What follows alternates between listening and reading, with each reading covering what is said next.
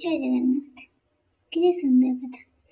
जो महिला निकटरे रही था यही सब प्रकृति घर सुख समृद्धि रे आसी थाए बाधा।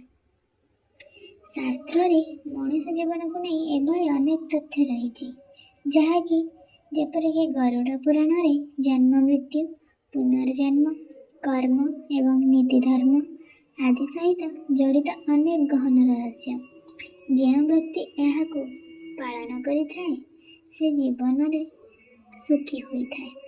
जो नारी माने करिथांती एई सब भूल समृद्धि रे आसी थाए बाधा। महिला माने करंतु नहीं एही भूल अतिथिंकर अपमान। शास्त्र रे वर्णना रही अतिथि भगवान स्वरूप घर को आसीथिबा अतिथि मानकर अपमान कदापि करिबा अनुचित। महिला माने घर को आसुथिबा अतिथिंकर सम्मान करिबा जरूरी।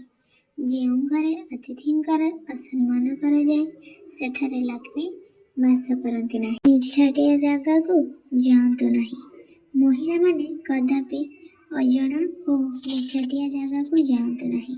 यह जीवन रे विभिन्न संकट नहीं आसी थाए कहीं अजणा लोकों सहित संपर्क समृद्धि रे बाधा आनी थाए। अଯଥା खर्च महिला परिवार लक्ष्मी एवं सेमाने मितव्ययी हेबा जरूरी। अଯଥା खर्च करिबा महिला मानक जीवन रे दरिद्रतार सम्मुखीन होई थाए। तेणु अଯଥାରେ पैसा खर्च करिबा उचित नुहे। स्वामींकर अधिक निकटतर रुहंतु। गरुड़ पुराण अनुसार विवाहित महिला माने निज स्वामींकर अधिक निकटतर हेबा जरूरी। दूरता संपर्क को दुर्बल करि देइथाए। एहा द्वारा घरे कलह वृद्धि होइथाए। तेणु स्वामी स्त्री सर्वदा निकटतर होई रहिबा जरूरी।